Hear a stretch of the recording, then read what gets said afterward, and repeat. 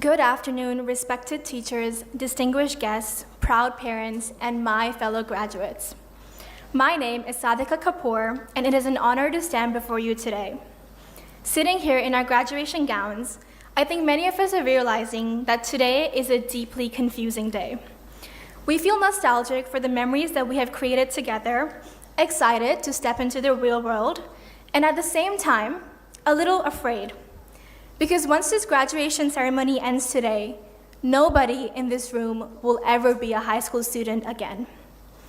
And so in my speech today, I would like to begin by reflecting on the nature of education and what has brought us together in this exact time and space today. Could you all please raise your hand if you cried on your very first day of school when you were about 3 years old? Raise your hand, please. That makes nearly all of us. In fact, let me begin by telling you a deeply ridiculous story of how I began going to school. When I was in grade 1, my school was only a 15-minute walk around the corner. And every single morning, without fail, my mother would drag me along the road as I threw a massive tantrum. I hated going to school.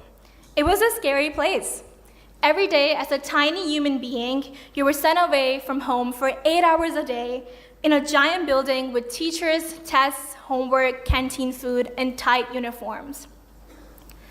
One morning, my mother and I encountered a small litter of pigs on the side of the road, and my very frustrated, very tired mother stopped, pointed at them, and said to me in a deeply menacing tone, "If you do not study, you will turn into a pig." And that was it. So I began studying 15 minutes longer, turning in my homework, whining less about school. Now, kind of an embarrassing confession, it wasn't until grade 4 that I realized my mother had been lying to me. And now that I've taken IB biology, don't worry, Ms. Joe, I know that humans cannot turn into pigs. I think, right? But I believe the story is a much larger metaphor for life. Over the past 2 years, the same children who were terrified of beginning school just completed one of the most academically challenging high school programs in the world. The same children who wouldn't leave their mother's hand sat alone in exam rooms for hours. And over the past few months, we applied to university. Children who once cried at the gates of kindergarten, like myself, are now packing their bags to move hundreds of miles away from home. I think education is often disguised as the process of learning content, completing past papers, and submitting IAs. And while those are important components, the real lesson is independence. Education teaches us how to navigate uncertainty by ourselves. Whether it be chugging monster drinks to complete your E at 12 a.m. like Saki, or struggling to find CAS evidence like Yunso, or memorizing 31 case studies for your psychology exams, there have been moments where you have been put in difficult situations alone.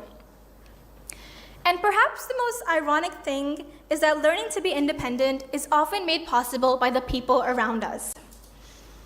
When I first entered AIS 2 years ago, I recall watching a sea of students just flood the IB Center. I had previously come from a cohort of just 40 students and suddenly found myself surrounded by 100+ classmates. I was terrified that individually, each of us would go unnoticed within such a massive cohort. And yet, I could not be more wrong. Despite being one of the largest graduating cohort, every teacher at AIS somehow found a way to make us feel loved, seen, and appreciated. Like how Ms. Fuang, our maths teacher, gave us red beans for good luck before our exams, or how Ms. Sophie, my boarding parent, woke me and Saki up at 6:30 a.m. every day during exam week, or how Mr. Duncan gave us goldfish crackers as we wrote painfully timed SAQs. The longer I've stayed at AIS, the more I've realized that there is a real tangible power in having access to a large community. Having 110 classmates did not mean being lost in a crowd. It meant having 110 unique connections. It meant seeing Jenny greet me in broken French every morning in homeroom. It meant watching James and Annie perform in SpongeBob the Musical. It even meant selling butter chicken to raise mental health awareness with LK, Ruby, Kwa, Amy, and Johnny. Learning to be independent did not come from isolating ourselves. It came from knowing that whenever we struggled with high school, there were 110 other students experiencing the same stress and still choosing to be brave. Now that we have completed the IB program and 4 years of high school, we look towards the future as adults, where our sense of independence will truly be tested, where we will have to build a new community outside of AIS. And honestly, adulthood is intimidating.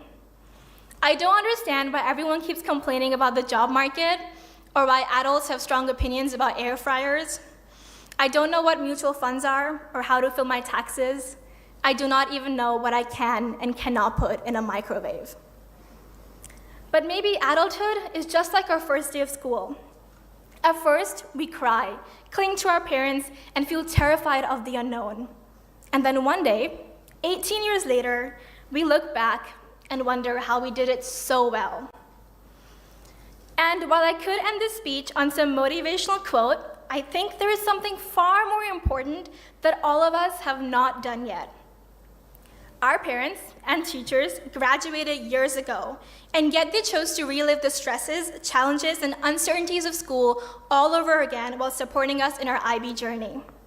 So before we leave this ceremony, class of 2026, could I please request all of you to stand up? All of my fellow students, please stand up. Thank you. Could we please turn towards our parents and our teachers, and on the count of 3, give them the biggest round of applause ever.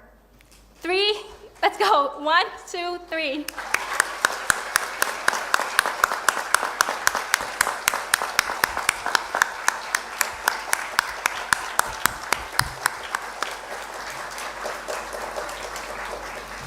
Thank you so much. You may sit back down again. Thank you for joining me in that activity.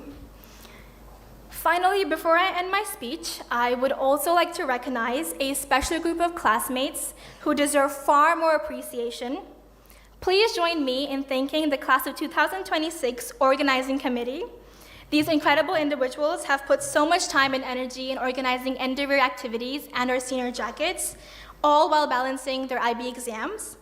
Thanks to them, tomorrow we get to come together one last time. So let's have a huge round of applause for the organizing committee as well.